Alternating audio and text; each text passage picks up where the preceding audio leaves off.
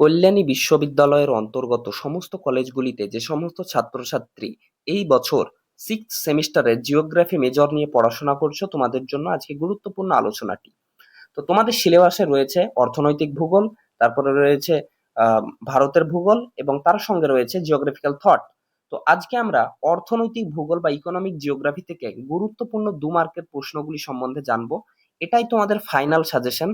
এর থেকে তোমরা কম পড়ে যেও না, এখানে মাত্র 50টি প্রশ্ন রাখা হয়েছে, এই 50টি প্রশ্ন পড়ে যাও, তাহলে তোমাদের 2 মার্কের প্রশ্ন নিয়ে আর চিন্তা করতে হবে না। যদি দু একটি প্রশ্ন মানে আলাদাভাবে পড়তে হয়, সেগুলো তোমাদের 10 মার্কের এবং 5 মার্কের ধারণা থেকে তোমরা পেরে যাবে। তাই এই প্রশ্নগুলো তোমরা পড়ো, তাহলে তোমাদের 2 মার্কের পোর্শনটা কমপ্লিট হয়ে যাবে। তাই ভিডিওটা প্রথম থেকে শেষ পর্যন্ত দেখো এবং এই প্রশ্নগুলো ভালো করে প্র্যাকটিস করো, ভালো করে পড়ো, তাহলে তোমাদের হয়ে যাবে। তো প্রথম প্রশ্ন আজকের আলোচনাতে রাখা হয়েছে ডিফাইন ইকোনমিক জিওগ্রাফি, মানে অর্থনৈতিক ভূগোল কাকে বলা হয়। 2 নম্বর প্রশ্ন হচ্ছে ডিফাইন নিউ ইকোনমিক জিওগ্রাফি, মানে নব্য অর্থনৈতিক ভূগোল কাকে বলা হয়। 3 নম্বর হচ্ছে name of two proponents of new economic geography, মানে মানে নব্য অর্থনৈতিক ভূগোলকে সমর্থনকারী 2জন সমর্থকের নাম।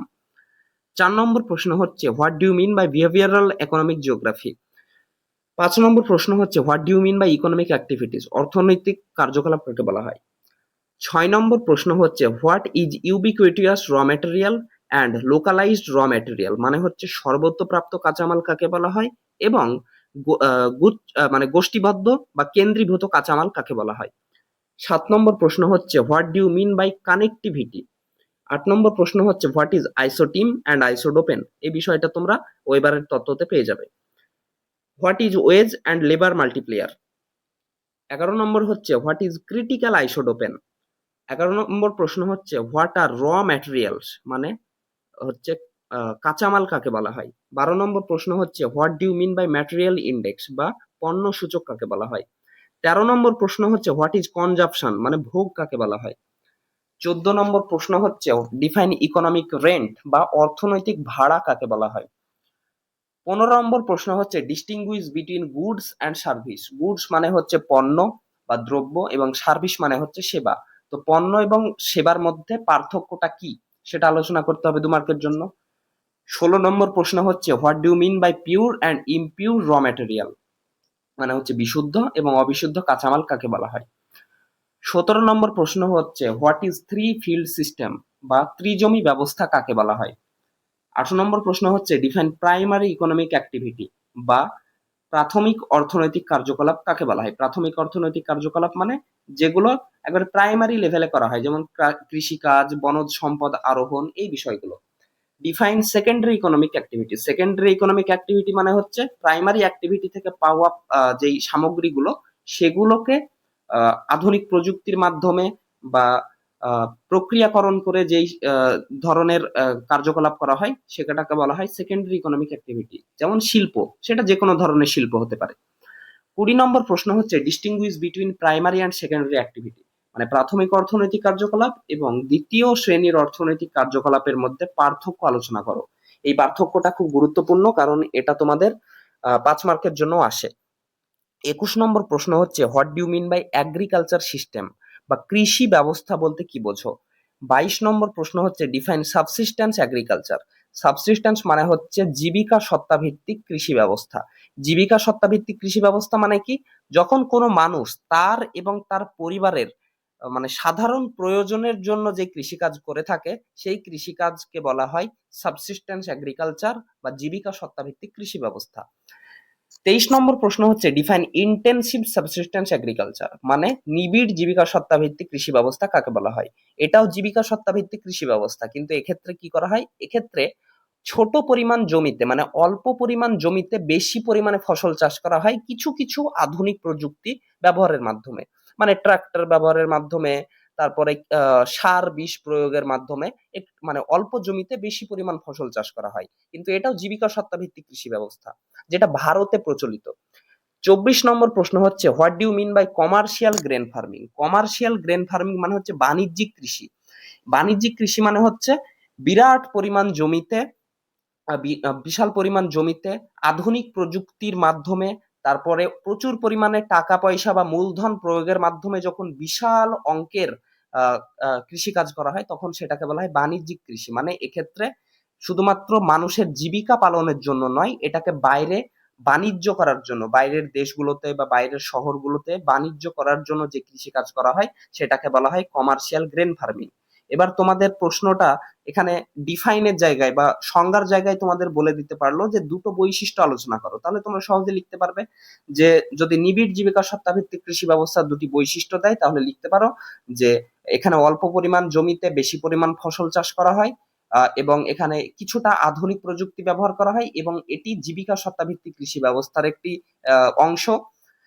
এইভাবে তোমরা বৈশিষ্ট্যগুলো করতে পারো। এবং কমার্শিয়াল গ্রেন ফার্মিং এর ক্ষেত্রে কি হবে, এখানে প্রচুর মূলধন ব্যবহার হয়, এখানে জমির জোত অনেক বড় হয়, মানে জমিটা বিশাল পরিমাণে হয়, আবার এটা বাণিজ্যিক উদ্দেশ্যে করা হয়, আবার এখানে আধুনিক প্রযুক্তি ব্যবহার করা হয়, বিরাট বিরাট ট্রলার, ট্রাক্টর, এইসব মেশিন পত্র ব্যবহার করা হয়। তো এগুলো হচ্ছে বৈশিষ্ট্য।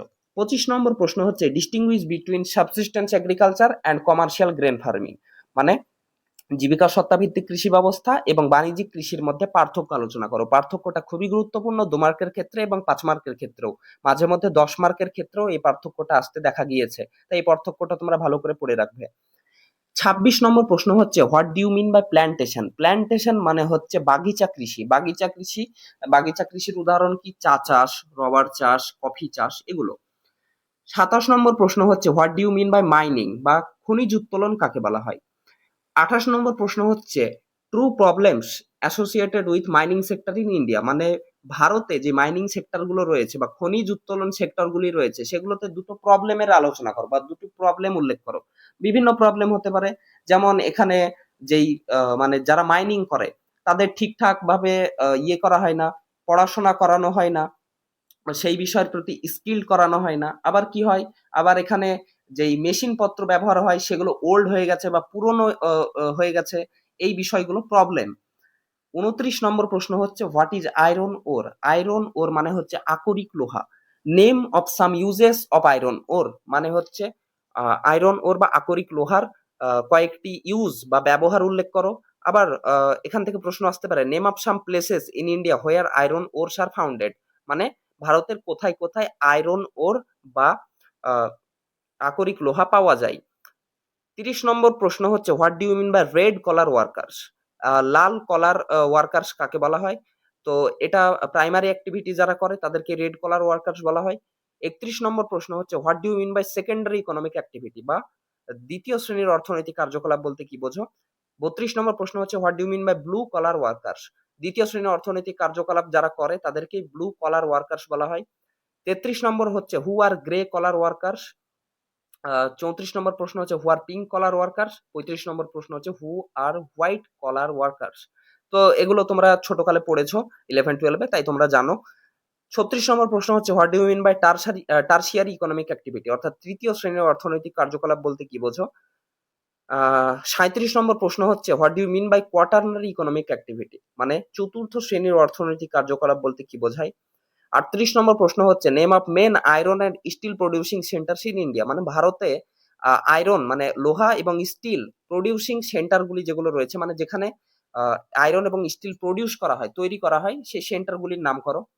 39 নম্বর প্রশ্ন হচ্ছে name the oil producing countries in the middle east, মানে মধ্যপ্রাচ্যে, মানে আরাবিয়ান যে কান্ট্রি গুলো রয়েছে, আরব, ইরান, এইগুলোতে কোন কোন দেশ রয়েছে সেই দেশগুলো যারা অয়েল বা বা পেট্রোলিয়াম তৈরি করে বা প্রডিউস করে সেই কয়েকটি দেশের নাম করো। যেমন বিভিন্ন আসতে পারে আরব, ইরাক, ইরান, সিরিয়া, এগুলো তোমরা লিখে আসতে পারো। 40 নম্বর প্রশ্ন হচ্ছে হোয়াট ইজ সার্ক। 41 নম্বর প্রশ্ন হচ্ছে হোয়াট ইজ গ্যাট। 42 নম্বর প্রশ্ন হচ্ছে হোয়াট ইজ ইইউ বা ইউরোপিয়ান ইউনিয়ন। 43 নম্বর প্রশ্ন হচ্ছে হোয়াট ইজ ডাব্লিউটিও বা ওয়ার্ল্ড ট্রেড অর্গানাইজেশন। 44 নম্বর প্রশ্ন হচ্ছে হোয়াট ইজ ট্রিপস। 45 নম্বর প্রশ্ন হচ্ছে হোয়াট ইজ ওপেক। তো এই বিষয়গুলো থেকে কেমন প্রশ্ন আসতে পারে, এই প্রশ্নগুলো আসতে পারে হোয়াট ইজ সার্ক এইভাবেও আসতে পারে, আবার বলে দিতে পারে যে সার্কের সদস্য কারা, সেটাও আসতে পারে, আবার বলে দিতে পারে যে সার্কের লক্ষ্য বা উদ্দেশ্য কি। তাহলে তোমরা এই ছোট ছোট বিষয়গুলো পড়লে যেইভাবেই তোমাদের প্রশ্ন ঘুরিয়ে আসুক সেইভাবেই তোমরা লিখতে পারবে। 46 নম্বর প্রশ্ন হচ্ছে what do you mean by footloose industry. 47 নম্বর প্রশ্ন হচ্ছে what are pelagic fishes and demersal fishes.